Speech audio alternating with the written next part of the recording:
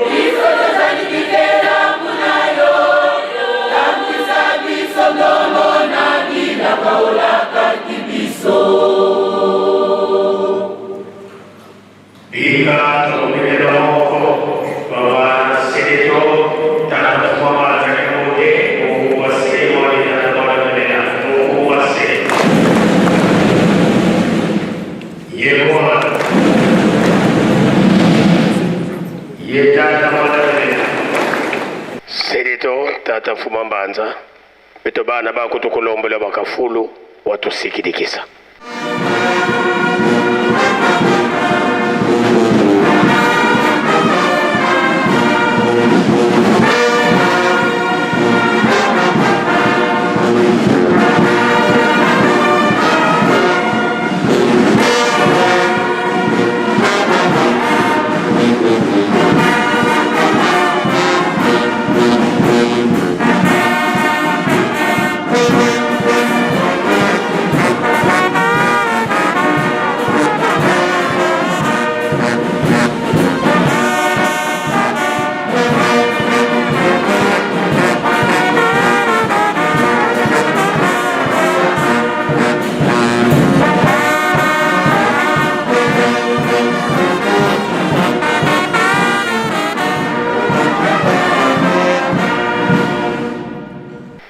Tusala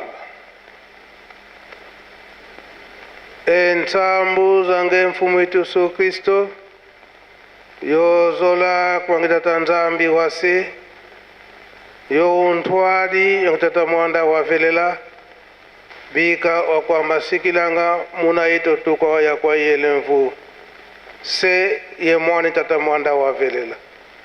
Amen. O kombo ya tata ya mwana pe tata Molimo Santo lelo ezali mikolo mine oyo eko tombe ke le 4 janvier l'an 2024 mingi ya kobakisa ezali lisusu te wana biso ba étudiant to ba élève près to finaliste pe na biso ba mandombe soki mokolo oyo ya le 4 janvier epesemelaki biso na kokanisa mai malekaka na 1960 na le 4 janvier tolandi manso na matei pe na ba discours ndenge euti kotangama soki tata Molimo Santo na nzoto ya papa Simon Kimbangu Kyangani apesi biso mokolo oyo ezali na ntina koloba ete na bango nyonso misato papa Kisolokele papa de alunga na pe papa de ngenda kontima devoir bazalaki na yango ete kolakisa biso bokoko ndenge ye moko papa Simon Kimbangu Kyangani alobelaki biso yango na mokolo ya lundi oyo ezalaki na le 1er janvier maloba na ye na mokili mobimba na biso bakimbangiste na banon kimbangiste te tolanda bunkoko bukoko nini tokoki kolanda oyo ya tata Simon Kimbangu ye moko aza koyebisa biso ntango nyonso ete olobi ya kala loba pe ya sika olobi ya sika loba ya kala soki totali malamu bana Israel babandaki komata na Yerusalem to Jérusalem 3 fois par an oyo biso pe na lingomba tata Simon Kimbangu bapapa tango bazalaki tobandaki komata 3 fois par an la fête oyo ezalaki ete na tango wana na le 6 avril le 12 octobre pe na le 25 décembre tango tozalaki na Noël oyo ya kala kasi eye komonana kete na tango wana biso bana mingi tozalaki komata na Yerusalemi te yango papa Mfuma Mbanza yambo atika biso na l'an 2001 atikeli responsabilité nyonso wana epai ya papa Simon Kimbangu Kyangani ya komatisa lingomba mobimba na Yerusalemi toyeba Yerusalemi pe surtout biso ba jeune yango aye kokabolela biso ba fête ye moko papa Mfuma Mbanza yambo akoka kotika biso na l'an 2001 wana abandaki na faki ndenge tokolobelaka yango ntango nyonso na le 6 juin pe ayebisi na papa Simon Kimbangu Kiangani mayema tikali yo nde okosala organisation nyonso po ete mokili mobimba ekoka komataka na Yerusalemi surtout biso bakimbangiste surtout ba jeune ya solo banda ntango wana papa Simon Kimbangu Kiangani akaboli mouvement nyonso biso nyonso bato na date na bango mpona komata na Yerusalemi koya na Yerusalemi nini ndenge bauti kotangela biso na papa de la ville koya koyekola bunkoko bukoko nini caractère oyo ya malamu oyo elingami na miso ya Tata Nzambe aye kobakisa ete mabondeli pe misala pamba te na makambo nyonso tokozalaka na yango mutu moko kaka kozwilaka biso solution ezali nde Tata Nzambe. Nzambe na biso nani? Papa Simon Kimbangu. Lelo oyo na ye moko papa Simon Kimbangu Kiangani yango nde tokoyelaka awa koloba lelo ete tobandaki nani na fête oyo ezali ya leta oyo emonani ete lelo oyo toye na bainvite na biso ebele biso be toza na kati na misala kasi tozwi ngonga ya komata awa na nkamba Yerusalemi ya sika koloba ete ezali ferie na pe na leta awa na RDC na date ya le 4 janvier mayema lekaka na 1959 oyo malekaka na le 4 janvier 1959 bamindele likambo balobaka ete oyo biso tobongisaki po te likambo oyo esalama te kasi esalemi donc ezali kaka nguya ya Tata Nzambe nguya ya Tata Nzambe na ndenge nini likambo oyo toyebi yango malamu eke soki papa Simon Kimbangu ayaki kokangama na 1921 na likambo mosusu te parce que mpona kokanga motu fo kaka cause ezala cause parce que papa Simon Kimbangu alobaka na bamindele eke bino bokokende biso nde tokotikala na mboka na biso likambo wana ezalaki motif na papa Simon Kimbangu ko ete bakoka kokanga ye po ete na kolongola makanisi wana na biso bato yindo to déclarer indépendance ya moto mwindu nzoka nde papa Simon Kimbangu koya na ye kolo Yesu atindaka ye te kende po ete oya kosilisa kolongola mpasi ya moto mwindu lokola ezalaki na spiritualité papa Simon Kimbangu akokaki koboya te c'est comme ça que aki kosangaje na likambo yango ete fo kaka nalandela likambo yango nalanda parce que likambo wana euti epai ya Tata Nzambe papa Simon Kimbangu yango akangama c'est vrai na histoire ndenge batata batikeli biso na le 11 septembre 1921 na ntango auti na Mbanza Nsanda ndenge akomaka awa na Gombelu Tete bana bazalaka na classe na mouvement wana emonanaki bana bazalaki so na posa ya kotanga te parce que bamoni eke na spiritualité manso bazali kozwa akimaki classe metango akomi na ngonga kimbanda na OKV te papa Simon Kimbangu alobi na bana bozonga bokende kokota na baklase bokende koyekola oyo eza pa bamindele. Donc koloba ete na ntango wana mingi bayebaki kotanga te, kasi bokende koyekola kotanga. Koyekola kotanga lelo soki totali mingi ndenge papa de la ville auti kolobela yango ete tata azali ya kotanga te, kasi aza na bozwi makasi.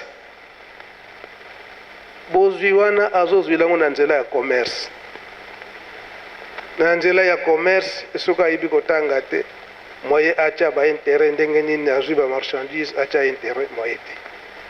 Fo aluka kaka mutu oyo ayebi kotanga, ayebi kotia ndenge nini kotia baintere na iloko oyo asombi po ete azwa mpe mwa benefice na likolo wana. Nde na ntango wana oyebi kotanga moye oluka secours na mutu mosusu ezali te. Bamama na ntango wana yo otangi tata atangi te, oza kopesa maboko epai ya tata. Yango nde papa Simon Kimbangu alobaka bana bokende koyekola. Ayebaki ete likambo na ye alobaki oyo aza ya kokangamela ya koloba ete bamindele bakokende, bino nde bakotikala. Na ntango wana boyekoli oyo mindele bakotika, bino nde bakotikala kosalela yango. Nde na le 11 septembre wana papa Simon Kimbangu azongisaki bana na classe awa na Gombelu tete. Nde sika tango akomi na sika ya plaine ya aviation ya Nkamba aéroport, nde alobaka na Bangkok eke biso tozokende kokangama, kasi esika oyo na mikolo ekoya aéroport ekozalawa. Aéroport pamba te likambo na biso malgré tokokangama tokende na biso, kasi na nsima mibu likambo oyo ekozala na mposa na bato nyonso babanda koya koluka eloko nini mosusu te kaka na bénédiction spirituelle do mapamboli. Mapamboli bakozwilaka yango pa ya nadi eka pa ya tata Nzambe kaka. Nde balekaka nde bakomaka na Lukengo esika baye kokoma na le 12 septembre wana na kati na Nkamba, na ndenge ayaki kokangama elongo na ba oyo bazalaki na ye. Kasi likambo ye atikalaki koloba na bana bokende kotanga, bokende koyekola. Misala oyo koya ekotika bamindele, bino nde bokotikala na yango. Yango awa imonanaka na le 4 janvier 1959 bamindele bazalaki na posa te ya kolongwa na RDC. Et puis bazalaki ya kobongama bayebaki ke bato mwindo bakosala biso mabe boye, kasi biso pe tobongami. Tango bokoya koagrese biso tokoyeba ndenge nini tokoatake bango, voire même ko exterminer bango. Kasi na tango wana nini emonanaki bokasi ya tata Nzambe. Bamindele aza na voiture, kasi amoni ete voiture mbangu ezali lisusu te, malamu kutu nakita na voiture nakima na makolo po ete bazwanga ye te. Donc c'est quoi? Elaki puissance spirituelle. Puissance spirituelle wana bamonaki nani? Tata Simon Kimbangu. Esika wana nde papa Simon Kimbangu Kiangani na le 1er janvier l'an 2024 alobi na biso te tolanda Bukoko. Bukoko toyebaki tata Simon Kimbangu ye nde Nzambe, ye nde akoprotege biso na maso. Yango malekaka na le 4 janvier 1959 pe ndenge tolandi na discours eke na le 4 janvier 1960 yango nde bakelesi na biso na Lingomba tata Simon Kimbangu efongamaki. Tolandi manso na matei ndenge baoti koteya biso na discours likambo moko eye kosala biso ndenge totangeli yango toyoki ete baninga mosusu balobi ete fin du monde ekozala na l'an 2024 oti la l'an 2000 soki 26 pe 31 toyoki. Mais na 1989 bapapa bango nyonso misato baye kofanda awa, kofanda bafandaki awa eyi komonana na ntango wana mpe date ya fin du monde episamalaki kaka na 1989 wana. C'est vrai, to tozalaka na ntango wana eke balobaka ke na midi un jour na midi ekozala fin du monde. Bato nyonso na misala ekangamaki, moto nyonso ase retrouve na ndako position nini akozalela. Kasi biso bakimbangiste tozali bana oyo balingami pa ya tata basi bayebisa biso maso. Soki tokotala lelo oyo papa Simon Kimbangu Nkiangani aza kotuna biso tokende na kimona meso bie na ndaiso biso tozozongisa nini kimona meso ndaiso wana yango ezomonana ke fin du monde. Mais nzokande fin du monde wana na kati na Bible likambo wana ezali eloba ke tata nzambe ye moko kaka moto ayebi mokolo wana. Donc biso bakimbangiste to biso oyo tozali kolanda liloba ya tata Molimo Santu ya tata Simon Kimbangu lelo na tata Simon Kimbangu Nkiangani tozala na bobangi te. Tata Molimo Santu papa Simon Kimbangu Nkiangani aza koloba ete ndaiswa ekozala pongi ya mokolo misato. Mokolo wana mpe eyebani te yango aza koteya biso tozala pre na makambo nyonso. Donc kozala pe twa na miso ya tata nzambe koloba ete kolanda mibeko ntango nyonso. Na 5 mois bapapa balobaki lelo yo biso nyonso tokomi na bamaladi na nzoto. Soki oke na médecin akokonsulte yo akomili yo bakisi atieli yo mibeko boye kolia lisusu te boye kosalia lisusu te. Tozali korespecte très bien, tozali kobanga soki nameki médecin alobaki nakozala lisusu te nakokufa. Me tata nzambe atieli biso mibeko mpona nini tozobanga mingi mibeko ya nzambe te tozali kobanga bamibeko oyo bamédecin bazali kosalela biso. Yango chapitre wana ya ndaiswa ezali nzembo mpe ezali banda 1971 na ntango wana tozolia communion papa basi babimisa nzembo ngiza mfumuko babo betwa wonso la yiswa kiese kwa babu kubama besa kemba ya kwa yelevu fakipe ayemba kanzembo wana.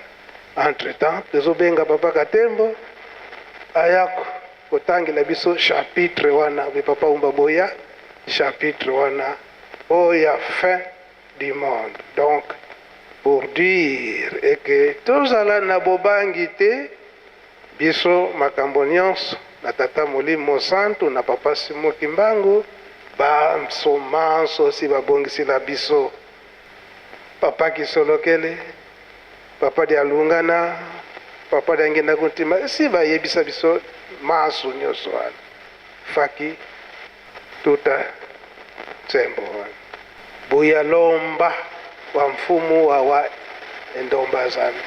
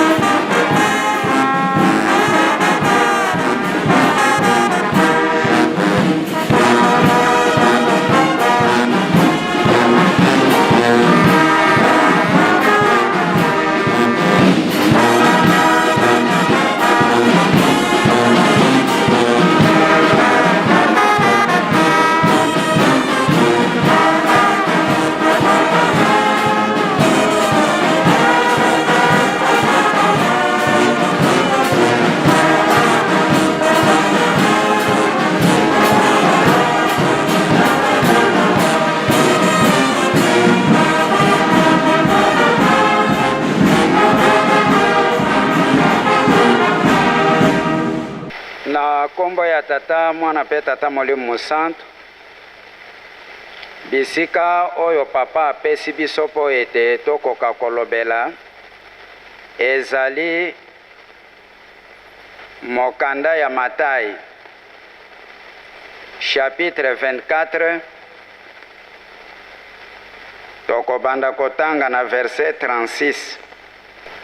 Matthieu chapitre 24 verset 36 esika ezali kolobela kaka tata nde mutu ayebi mokolo oyo akosilisa likambo, meme ba ange bayebi yango te. Mpo na layiswa esika papa apesi biso ezali misato, tokotanga esika moko kaka. 1 Corinthiens chapitre 15 verset 50 à 54. 1 Thessaloniciens chapitre 4 verset 15 à 17. Apocalypse chapitre 20 verset 1 à 6. Tozongeli. Matthieu chapitre 24 verset 36. Pour la résurrection to lycée quoi to laïswa. 1 Corinthiens chapitre 15 verset 50 à 54. 1 Thessaloniciens chapitre 4 verset 15 à 17. Apocalypse chapitre 20 verset 1 à 6. Tokotanga na mokanda ya Matayi. Soki tomoni kotanga ezali boye na Matthieu chapitre 24 verset 36. Elobi boye kaka Nzambe moto ayebi mokolo ya suka. Verset 36. Moto moko te ayebi mokolo tongonga makambo wana ekosalema. Ata baanjelu ya likolo ezala kutu ata mwana. Kaka tata ye moko moto ayebi yango. Mokolo wana ya mwana ya moto akoya, makambo ekosalema ndenge esalamaka na tango ya Noe. Liboso ete mai eya kodindisa mokili mobimba, batu bazalaki kolia pe komela, bazalaki kobalana te mokolo Noe akotaki na masuwa, bazalaki kokanisa eloko moko te. Ti tango mai eyaki pe ebomi bango nyonso, ekozala bobele ndenge wana tango mwana ya moto akoya. Soki mibale bakozala na elanga, bakokamata moko pe bakotika mosusu. Soki basi mibale bakozala konika ble, bakokamata moko pe bakotika mosusu. Bokengela malamu po mokolo mokonzi na bino akoya, boyebi yango te. Bokanisa nanu soki nkolo ya ndako ayebi tango moyibi akoya na butu. Akolala te, kasi akosala nyonso po babuka ndako na ye te. Yango wana bino bozalaka na ekenge tango nyonso, pamba te mwana ya moto akoya na ngonga oyo bino boyebi te. Tokei na mokanda ya Bakolinto. Tolobaki mokanda ya Bakolinto tokotanga na chapitre 15 verset 50, tokosilisa na 54 soki 55. Kotanga ezali boye. Bandeko nalobi boye, nzoto na biso ya bomoto ekoki kozwa esika te na bokonzi ya Nzambe. Nzoto oyo esengeli kopola ekoki kozwa bomoi ya seko te. Nazali koyebisa bino sekele moko.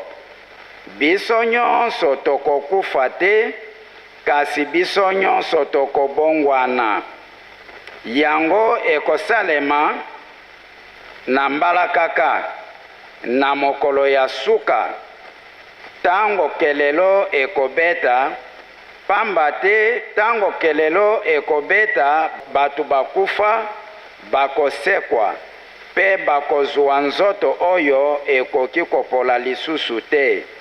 Nzokande biso batu tokozala na bomoi na tango wana tokobongwana, pamba te nzoto na biso oyo etangama kokufa pe kopola esengeli ebongwana po ekoka kokufa lisusu te to kopola.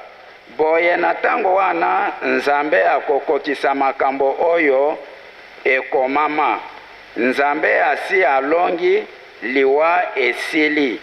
Yo liwa okanisi olonga libela, liwa wapi bibundeli na yo ya kozokisa bato. Bibundeli na yo liwa nde masumu pe mibeko moto epesaka masumu nguya. Kasi topesa Nzambe merci pamba te ye asi alongisi biso na lisanga na nkolo na biso Yesu Kristo. Yango wana bandeko na ngai ya bolingo, boti ya molende po bokweya te, bomi pesaka tango nyonso na mosala ya nkolo, boyebaka ete pasi oyo bomonaka na mosala ya nkolo ekokende ya pamba te. Na kombo ya tata mwana pe tata Molimo Santo, batata na bamama, bapapa na tango oyo bazali kobomba lisusu likambo te. Avant tokota na ebandeli ya mbula oyo tozali, presque na basanza oyo nyonso elandani po tokoma na fin ya 2023, bapapa bazali kobimisa makambo ya makasi oyo esengeli ete mondimi nyonso oyo azali vraiment na susi ya kobikisa molimo na ye akozala lisusu na badistraction te. Kala mingi te papa arapele biso likambo ya doctrine ya Jésus Christ 3 siècles et 25 ans po eyebana na mokili mobimba. Me ya biso siècle moko kaka etamboli 5 kontina nyonso bayebi kombo ya papa Simon Kimbangu. Nzokande na kati ya Biblia balobi likambo yango avant suka ya mokili eya, il faut kombo oyo etambola mokili mobimba. Bisika nyonso bandimi bazali, bisika nyonso batu bazali na mokili, bayeba kombo ya nkolo Yesu, bayeba kombo ya tata Molimo Mosantu papa Simon Kimbangu. Tolobelaki yango la fois passée. Mikolo eleki papa ye koyebisa biso ndenge nini bapapa bakendaki kotumba Sodomo na Gomora, balekelaki epai ya Abraham. Basololi na ye na ndenge bazalaki Abraham azalaki kotuna mituna, tolobelaki yango tosali rappel na ndenge bakendaki kotumba Sodomo na Gomora na tina ya masumu elekaki mingi. Lelo papa aye ko rapele biso alobi makambo oyo batu bazali koloba nkolo akoya mokolo boye, suka ya likambo ezali mokolo boye, bozala kaka ya kobongama.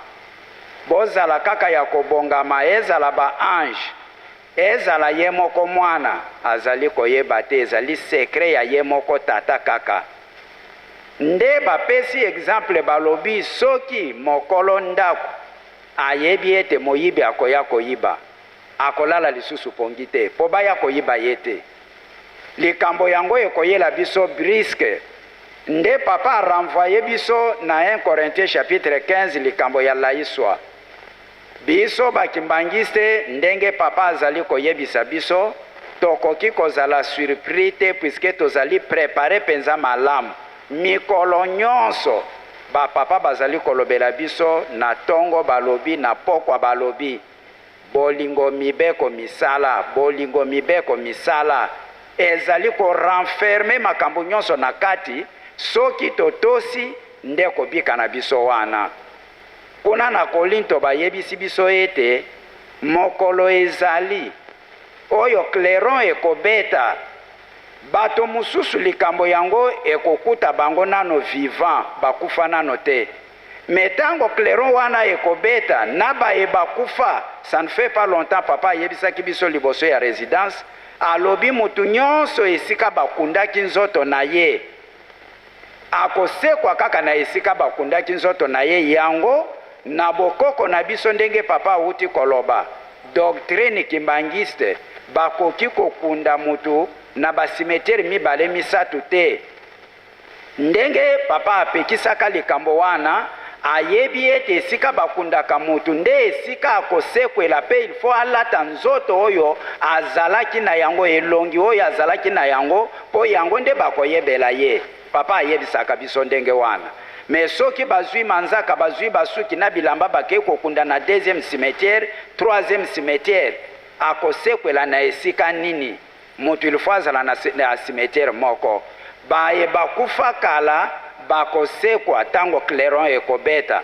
Baye bakozala na bomoi na tango wana changement ekozala, mbongwana ekozala, transformation ekozala. Nzoto oyo tozali na yango ekozala yango lisusu te tokozala na yango ya masumu. Me toko garde kaka elongi na ndenge tozalelaka, me nzoto moko incorruptible ekoki kobeba lisusu te, ekoki kokufa lisusu te.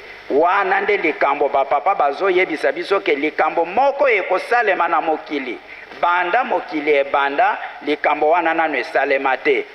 Banda ebandeli ya mokili na Genèse te na Apocalypse, likambo tozelaka nde yango wana. Ndi yango papa azalaki koyebisa biso ke mutu moko te nano akota na likolo, likambo tozelaka nde yango wana. Ezala baye bakufa kala kala bazali awa na Jerusalem, bazali kozela kino likambo wana tango ekosalema nde tata Nzambe akokisi programme na ye na ndenge yango esengeli. Mutu ayebi sekre wana kaka ye moko tata mutu ayebi. Ezala mwana, ezala baangelo, ezala biso nyonso. Ndenge mangomba mususu bazali koloba ekozala na date boy, ekozala na mokolo boy. Tolanda yango te, me tolanda oyo papa azali koyebisa biso na mokuse to suki wana na tiki maloba na ndeko na ngai po akomplete oyo etikali. Na kombo tata mwana pe tata Molimo Santu.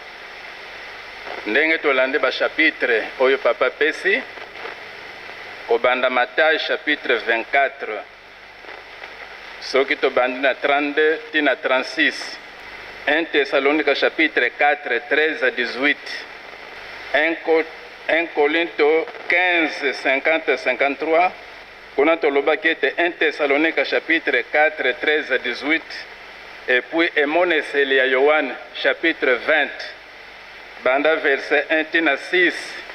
Mais likambo ke kusuka ti kuna na verset ya suka. Na chapitre ya Matthieu ndenge papa ute koloba chapitre 24 nkolo Yesu lobaki nini kosalema na tango ya suka. Soki obandi na verset 1 ti kuna na suka batrouble mubulu bitumba makambo ebele bolingo ekozala te. Alonde bayekoli batunaki nkolo Yesu metango makambo nde kosala matango nini? Alobi ete na ekeke mine ebongo na tango wana yokozala esika nini? Apesaki adresse na ye na chapitre 24 tuuti kotanga na verset 28. Alobi ete esika ebembe kozala nde bingondo ikoyanga na esika wana nde nakozala na place wana. Nakanisi papa Simon Kimbangu ndenge atikilaki biso bana misatu. Moko ayebisaki ete natiki yo na Yerusalemu sinzi dikino na koya kokuta yo. Alors papa de Lunga nakanga natikalaki na Yerusalemu à l'âge de 5 ans. Ndenge apesaki adresse na ye. Esike bembe kozala nde bingondo bikuyanga la place nde bakutela ngai place wana. Alors awa nankamba papa de Lunga nakanga ni kobanda à l'âge de 5 ans atiki biso na âge de 85 ans. Kaka nesika oyo ebembezali tambola na mokili mo me place nini ebembezali oyo matelaka mokili mobimba soki na nkamba te. Ndenkolo Yesu nakoya liboso kuna lobelaki ete na tango wana boyekola mpo na nzete mosuke. Soki bomoni nzete mosuke, papa ayebisaki biso te ezali nzete ya nsanda. Na ntango elanga bakasa nyonso ekwei, abandi kobimisa bakasa mike mike, boyebi ete ntango mbula ekumi penepene. Alors bino mpe soki bomoni ete makambo oyo emonanaka te, oyo eyokanaka te ebandi komonana, boyebi ete ntango ekoki. Alobi ete ekeke oyo ekoleka te, wana nkoloso moto aza koloba kino makambo ekosalema. Likolo na lola ekoleka kasi makambo na ye ekoleka te. Nde na 36 kuna alobi ete na mokolo wana memba angelo bayebi te, ezala mwana ayebi te, me tata kaka moto ayebi. Wana nde sekre ezali na place wana. Parce que soki otali na Jean chapitre 10 verset 30, nkoloso alobaki ete ngai na tata tozali moto moko. Mwatokota kuna eza te, me tozali ya kobongama. Alors, na 1 Thessalonica chapitre 4, 13, 18, Paul alobaki na bato oyo baza na kondima moke lokola basadukai. Parce que kondima basadukai eza diferent mingi. Basadukai bandimaka te ke liseko ezali, ke ba angelo ezali, to molimo ezali bandimaka te. Kondima ya basadukai ezali te, tango nazanda bomoye malamu nalia, namela, nasepela, nasepelesa nzoto na ngai, soki nakufi na ngai esili. Nde tango Mateyo wana ekotelaki bandimi, Paulo akomela bango mokanda. Alobi ete tala, bozala na elikya te lokola oyo bazangi kondima. Na tango na soki ekoki, nkoluso akopesa ordre na mokonzi bangelu akobeta mundule. Na tango akobeta mundule, baoyo bakufa bakosekwa. Oyo bazana bomoye nde bakonetwa, bakokutana na nkolo na mapata. Oete tozala libela na libela. Na Korinto kuna ye kolobela ete mokolo wana ekozala alenkudei. Donc obueti kaka lisu boye makambo echange. 3 jours ya pongi. Papa Fumolongo dengenda kunti malobaki ete na tango wana tokolala pongi, même nzinzi, même avion, même ndeke, sike kutio, donc vraiment okangami pendant 3 jours wana. Alors nde Paul alobaki ete tango na likambo ne kosalema, bakufi nde bakosekwa, bakolata nzuto epolaka te. Et puis biso bato tokozala na bomoi na tango wana, nzuto bakochange yango. Parce que toza koloba nkoloso alobaki ete solo so nazali koyebisa bino kati na bino bamosusu bakokufa te, kino bakomona kimona meso. Donc ndenge tozali boyi mingi bazana bilaka oyo wana ke akokufa te, bakotiena cercueil te pote bakende kokunda ye makambo ya komonana. Alo tango makambo ya komonana wana ezali bana bilembo. Donc nde nzuto epolaka ekolata nzuto epolaka te. Bango wana tango basekwe nde tokutane na bango. Alors kuna nemone seli chapitre 20, nini balobi kuna tango likambo ne kosalema, kufa eza mibale, kufa ya nzutu na kufa ya molimo. Oyo bakufi na nzutu ke aza kotambola na bolingo na mibeko pe misala akufi na nzutu kaka nde akufi, me na molimo azali vivant. Me soki okufi na molimo, kufi ya molimo ezali liwaya masumu. Tango tozali kosala masumu, oza kokufa na molimo. Ndenge tolata ke sake na le 24 décembre 1992, tolobaki ete oyo akozungila kufa, oyo akozungila kufa, oyo akozungila kufa, liwa wana soki ezalaka ya nzoto mbele tosila biso nyonso mbele moto moko azali te. Sali examen de conscience, mibeko nyonso bapekisaka biso soki ozungila ta mobeko moko te, soki obebisa ta mobeko moko te, wana liwa ya nzoto. Mais sikoyo wana liwa ya molimo mingi ndenge tozali boye, tozabi bembe ya kotelema na molimo deja toja te. Alo mokolo wana tango ekozala bato oyo wana bakozala bloke, oyo bakufi na molimo akozala bloke, oyo kaka baza kotambola na mibeko nde bango bakosekwa. Ata okufelaki na mai, ata okufelaki esika nini wana, tango wana soki ekoki obimi mobimba kaka ndenge tozali boye.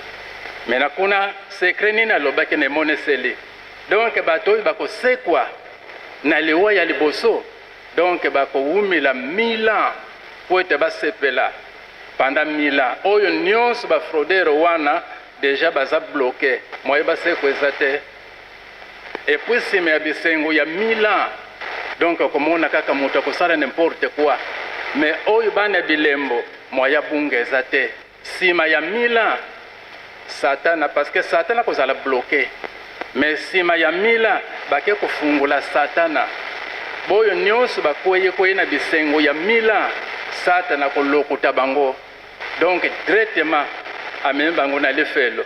Parce que otali na chapitre 20 verset 11 kuna nde nkolo salobelaki ete na ntango wana soki ekoki tata nzambe akiti na espace oyo mesa babuku mibale. Ntango bafunguli babuku wana siku baza kobenga mutu na mutu makambo ya salaka ekra mobimba ebimi kobanda ntango bande koyeba kosala masumu makambo nyonso emonani. Alo ntango lande filme nyonso wana yo moko moneti bosiko oza kokende wapi nafona kende kakawa lifelo wana nde liwa ya mibale.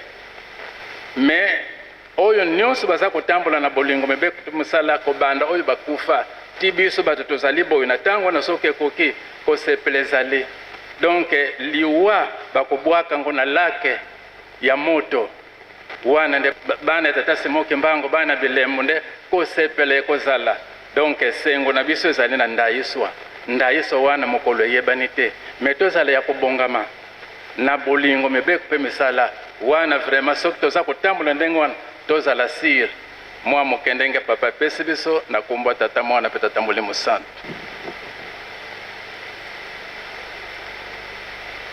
Merci papa pasteur bokoki kozonga na bino esika yango nzembo oyo biso soki nayebi te soki na chorale ya baétudiant oyo papa Simoki Mbangu Yangani alobi na biso ete tozala na confiance na ye. Faites-moi confiance. Botala na nzembo wana nakosala na bino bokokoma boye kozongela na nzembo wana ezali promesse wana biso nyonso et surtout que tozali baétudiant tokumba grand professeur mais nyonso wana défense toza komona eke technologie ndenge ezali kokendele science ndenge ezali kokendele mais biso force na biso kaka na Bible makambo nyonso wana tozokende kokutana totala nanu Bible elobi nini totala nanu nkoko na biso papa Simoki Mbangu alobaki nini yango isika wana papa Simoki Mbangu okangama na ye oyo bazalaki na ye baleli tokosala lisusu nini manso botala na Bible ndenge ezalaka na Kongo dente otela na mama Kimpavita mama yo kei pasi tokotikala na yango tokosala nini manso boloba kaka kombo ya Kimbangu yango papa balobaki babible na biso oyo kala totika te babible oyo kala totika te parce que babible ekomi mingi bamisusu ekomi bible simplifiée na simplification wana ça dire peut-être que na kati ya bible okende kolanda science okende kolanda technologie mais toyebaka ete toza na promesse eke ndenge papa Simoki Mbangu Yangani alobi tala ndenge na kosala bino papa yangi na ndenge alobelaki yango ete invention wana ekokoma na biso wana bainvention ebanda koboma susu bato te na ndenge nini mituka ezali koboma bato na baaccident na ntango wana mituka tokosala baaccident ekozala te kende koboma moto. Prenons l'exemple malembe na ntango ya kala baavion ezalaki pasi soki ozokende komata avion donc kokoma to kokoma te vaincre ou mourir. Kasi sikoyo tokoma na baavion oyo ekomi sophistiqué assurance ezali. Les accidents sont vraiment rares nyonso wana prophétie ya papa Simon Kimbangu e biso ngai na yo mwana tata Simon Kimbangu yango toza kosenga kutu mingi toso procure na babible lelo oyo soki otuni biso nyonso nani tazangi telefone oyo bakolakisa misati baza moke biso nyonso toza na batelefone donc mpona nini kozwa facilité na kati ya telefone mpe bible eza nango mais babible oyo barekomandaki biso na bankoko to na batata donc tosala molende mwana moko moko tozalaka na babible na biso na bandako surtout biso toza baétudiant baélève toza koapprendre mingi na kati na baklasse donc défense na biso makasi ezali kaka na kati na bible na classe bomema bible c'est un peu difficile mais na ndako okoki kozanga nango te makambo baquestion bapose yo ntango okozonga na ndako otali na bible soki oza na difficulté ya kotala bachapitre wana osali ndenge te uti kosala na bapapa paster borecourir na bapapa paster bapapa évangéliste likambo ya boye na bible eza esika nini donc mutu asilaka te mpo na koyekola ezali soni te ke nayebi chapitre wana te nakende koyoka soni grand pasteur boye nakende kotuna moninga chapitre boye eza soni te. Faites-moi confiance. Je vous ai toujours dit, la victoire est certaine. Yeah.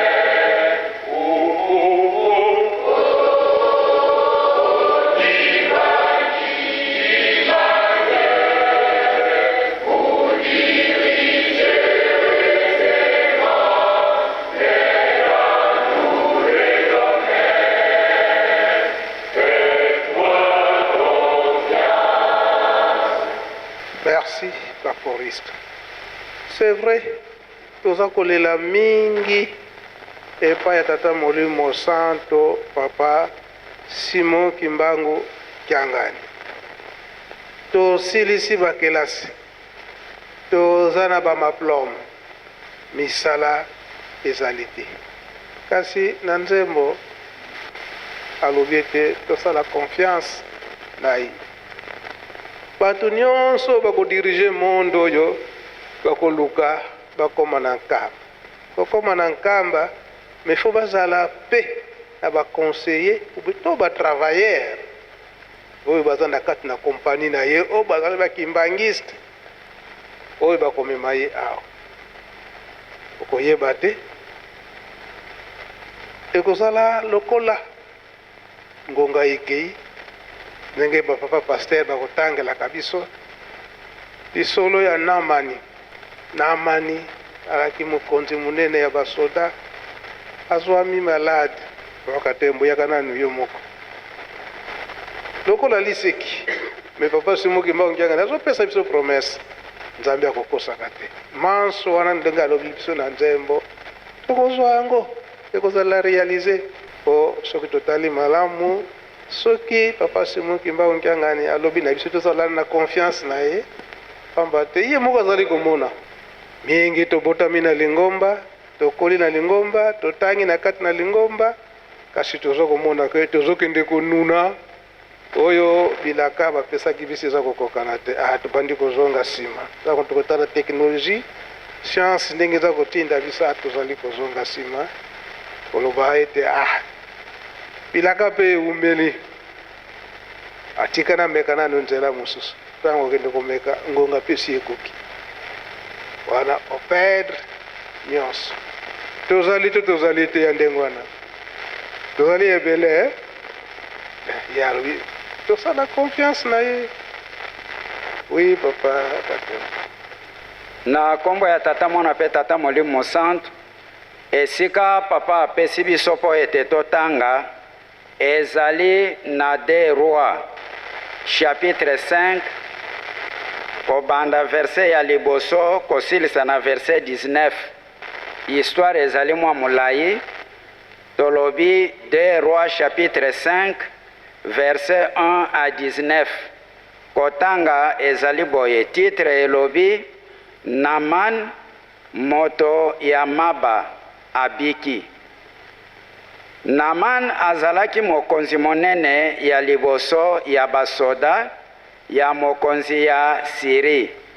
Mokonzi ya Siri alingaki ye mingi, pe azalaki kosalela ye malamu, pamba te Yawe alongisaki ba Asirien na mokolo na ye. Naman azalaki elombe solo, kasi azalaki na maladi ya Maba. Nzokande mwasi ya Naman azalaki na mosali moko ya mwasi oyo basoda ya Siri bakangaka na bitumba ya Israel tango azalaki nano mwana moke. Mokolo moko mosali yango alobi na mokonzi na ye, soki mokonzi na ngai Naman akendeke epai ya profete ya Yawe oyo azali na Samari, ye akokaki kobikisa ye na mbala moko na maladi ya Maba. Naman akei koyebisa mokonzi ya Asiri makambo oyo elenge mwasi ya Israel alobaki. Mokonzi ya Asiri azongisi, kende epai ya mokonzi ya Israel na mokanda oyo nakopesa yo pona ye. Naman akei amemi bakilo 300 ya argent, bakilo 10 ya or, pe bilamba 10 ya fete apesi mokanda na mokonzi ya Israel. Mokonzi ya Israel akomaki boye, natindeli yo komanda ya basoda na ngai Naman po obikisa ye na maladi na ye ya Maba. Tango mokonzi ya Israel asilisi kotanga mokanda, tango apasoli bilamba tango asilisi kotanga mokanda yango apasoli bilamba na ye pe alobi ngai nde nazali nzambe ngai nakoki koboma moto to kozongisa ye na bomoi ndenge nini mokonzi ya Siri atindeli ngai moto oyo po nabikisa ye na maladi ya maba bomoni azali kolukela ngai bobele makambo Profete Elize ayoki ete mokonzi ya Israel apasoli bilamba pona likambo yango atindeli ye maloba boye pona nini ozali komitungisa tinda moto yango epai na ngai boye akoyeba ete awa na Israel profete azali bongo Naman aye na charrette na ye pe bampunda na ye atelemi liboso ya porte ya ndako ya Elize. Elize atindi mutu moko ayebisa ye boye kende kokweya mbala sambo na mai ya Jourdain bongo maladi na yo ekosila pe okokoma peto. Naman ayoki kanda penza pe alobi nakanisaki ete profeti ye moko akoya liboso na ngai kobondela Yawe nzambe na ye akotia loboko na ye na esika maladi ezali pona bika kutu bamai ya Abana na ya Parpar oyo ezali na Damas eleki bamai nyonso ya Israel soki na sokoli kuna nakoki kobika te bongo abaluki pe akei na kanda nyonso kasi basali na ye bapusani pene na ye pe balobi mokonzi soki profeta atindi yo eloko moko ya pasi olingaki kosala yango te bongo pona nini oboyi kokweya na mai po obika. Naman akei akwei mbala sambo na mai ya Jourdain ndenge Elize alobaki pe maladi na ye esili nzoto na ye ezongi lokola ya mwana muke sima azongi na batu na ye epai ya profete atelemi liboso na ye pe alobi sikoyo nayebi ete na mokili mobimba nzambe mususu azali te bobele nzambe ya Israel yango wana na bondeli yo mokonzi kamata makabo oyo na yeli yo. Kasi Elize azongisi na kati seleka na kombo ya Yawe ya bomoi oyo ngai nasalelaka ete na kozwa eloko moko te. Naman atie molende kasi Elize aboyi. Naman alobi lisusu lokola oboyi makabo pesa ngai nzela nakamata mwa mabele ya Israel oyo bampunda mibale bakoki komema pamba te nalingi lisusu kopesa mabonza ya kozikisa to ya kolia na banzambe mususu te bobele na Yawe kasi nazali kosenga bolimbisi libela na Yawe pamba te tango mokonzi na ngai akotaka na ndako ya nzambe na ye na rimo pona kosambela ngai nasengeli kofukama elongi na se esika moko na ye po asimbaka ngai na loboko ngai wana Yawe alimbisa ngai pona likambo yango. Elize azongiseli ye kende malamu bongo Naman akei na kombo ya tata mwana pe tata Molimo Sant batata na bamama ndenge touti koloba bapapa bazali komibimisa polele baza kobomba lisusu eloko te toyebi yango bilaka oyo utakala na bane 60, 70, 80, 90 tozalaki kokanisa keza penza musika po banzembo ezalaki koloba yango bapapa bango misatu pe bazalaki koloba mikanda pe tozali na yango bapapa bazalaki kolobela makambo oyo kuna tozali kokende lingombe kotikala kaka moko mokonzi akozala moko nzambe moko kaka nde tokosambela mokili mobimba. Ezali likambo ya kala tokanisaki ezali soki na basiekle combien nzoka nde yango ye kokuta biso lelo. Likambo yo papa alobi histoire totangi yango molai boyoki yango na babible bokolandela yango kolanda na bandako tozoloba na mukuse. Mokonzi wana azalaki na maladi. Solution ezwamaki te. Me mosali ndenge papa alobi na nzembo oyo bayembi ya faites-moi confiance kaka bakimbangiste nde bakolakisa batu nyonso ya mokili mobimba nzela ya koya na nkamba esika nzambe azali. Kaka ndenge tolobelaka yango mbala mingi na Zakari chapitre 8 verset 23 oyo elobi ete bakoluka moyuda basimba ye na bilamba na batu zomi ete tokende na bino toyoki ete nzambe azali epai na bino.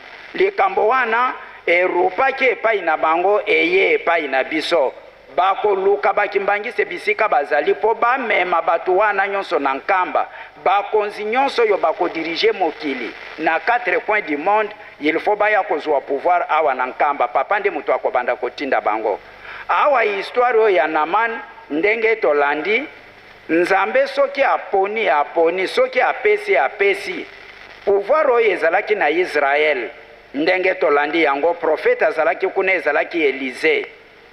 Tango mokonzi apesi mokanda na Naman komanda ya basoda na ye aye akuti mokonzi ya Samari kuna ayebisi apesi mokonzi ya Israel kuna ye akamwe alobi nga naza nzambe te nakosilisa maladi oyo ndenge nini oyo ezali provocation nde bayebisi eke te awa mosali ya nzambe azali profete ya nzambe azali. Elize alobi tinda ye.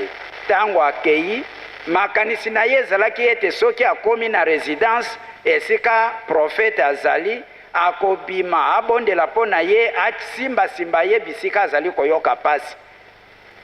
Atindi kaka maloba ke akende kosokola na eau bénite mai ya Siloé mai ya Jourdain ndenge pouvoir esilaka na Israel kuna mai yango yo tozala yango mai ya sima mai ya nkamba. Nzambe alongolaka pouvoir nyonso kuna biloko nyonso eyaki awe epai na biso. Tango batindi ye kekende osokola kuna na mai 7 fois komanda boyeba kaka basoda ndenge bazalaka atomboki. Alobi me toza na bamai ya minene koleka awa mai nini oyo ngai nakoya kosokola nasala voyage molai na ya awa mpona kosokola mai. Baconseiller bakolaborateur oyo batambolaki na ye kaka ndenge papa alobi baconseiller bayebisi eke te sala nano ndenge mutu ya nzambe alobi. Namani akeye akoti na mai 7 fois atala nzoto na ye sembe lokola mwana moke. Pouvoir spirituel. Pouvoir wana yango nde bango babebisaki kuna eye awe epai na biso nde esika mokili mobimba bakoya koluka Nouvelle Jérusalem esika nzambe tata nzambe mwana nzambe molimo musantu bavandi. Bapapa baza kobomba te bango oyo ndenge bazoloba koloba nyonso yango wana baza koloba. Mokili mobimba ezali na maboko na bango oyo bango bakoloba yango ekosalema. Nde sikoyo Namana ye ko remercier Elize azwi bakado ndenge amemelaki ye Elize alobi te na kozwa te atiki. Na suite kuna bokomona deuxième titre mosali ya Elize kombo na ye Gehazi protocole aye kolanda tango amoni bilamba na bakado ya argent oyo bamemaki na olo wana alobi mbongo oyo mayena rate yango ezate. Tango Namana bandi kozonga na biloko na yakende Gehazi ake kolanda mbangu alobi mokonzi atindinga alobi toza na fete abosana kipesa ye biloko wana nde bapesi ye biloko nyonso wana azongi na yango abombi.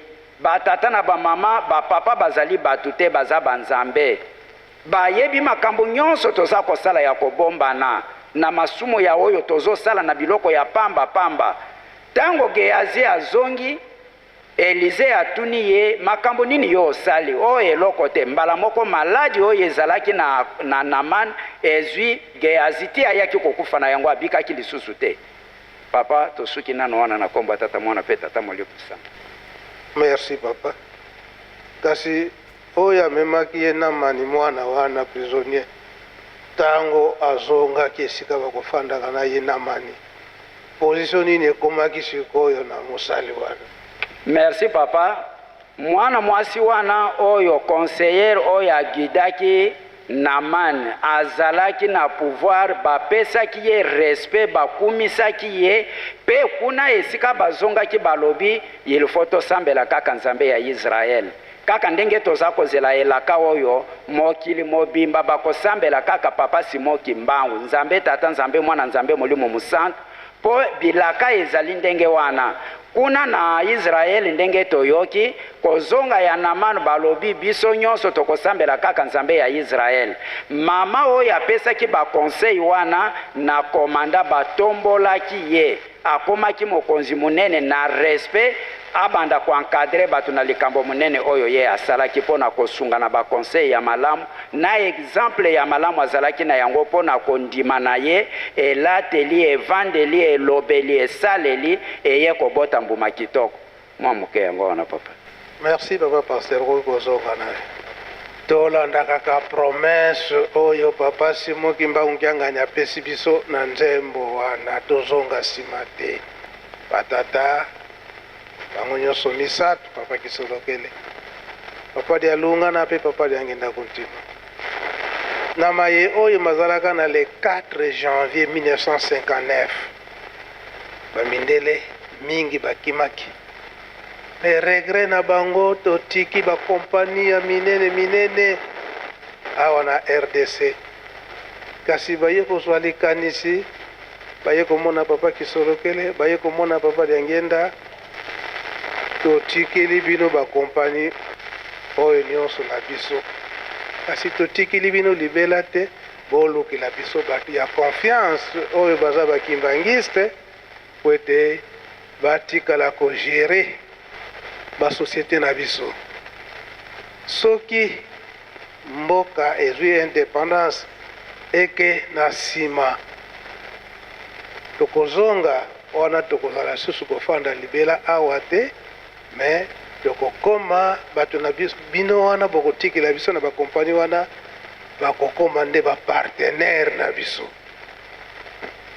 esalamaki ndenge wana bastation mingi oyo ezalaki ya essence ndenge bamindele wana bayaka pa ya papa dia ngenda na Kinshasa papa dia ngenda aponaki bato ya motema malamu bakimbangiste bandimi bapesa bango bastation wana bakomaka bagérant e suka batikelaka bango libela bastation wana bakompani mosusu ndenge tolobeli yango ndeke baitex Africa na mosusu yango emonaki eke bakimbangiste batondaka ebele pamba te na ntango wana bamindele avant bakima bayinda bapapa bopesa biso bata motema malamu batikala kosimbela biso basosiete oyo ezalaka na sucrière na Kwilungongo tata moko azalaka kuna papa Nkungu ye azalaka simple caissier azalaka caissier général te na bandaki kosala na caisse kuna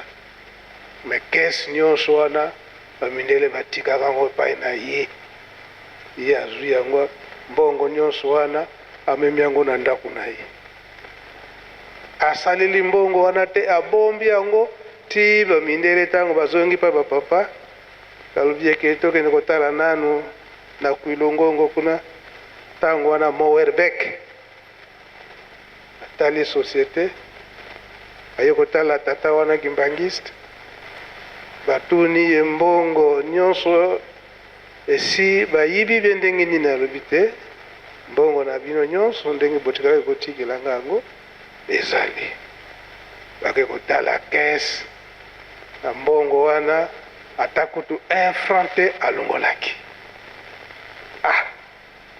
balobi ke tokomi partenaire te kasi totie yo libela lokola doyen na kati na société ti ayaki kolemba tata wana azalaki toujours na sucrière oyo bato ya Kwilungongo bayibi malamu tata wana papa Nkungu Gina nini basali confiance na bakimbangiste na le 4 janvier 1959 wana yango papa Fumalongo papa Simoki Mbangu Nkiangani alingi biso la jeunesse bajeune ya tata Simoki Mbangu tozwa habitude wana ya malamu na ntango wana bapesi yo oyebi ke ezali ya yo. Bapesi yo te balobi bomba bomba, ako tokangama kaka na kati na bolingo mibeko mpe misala okombo tata mwana mpe molimo mosala. Amen. Viva, porque no,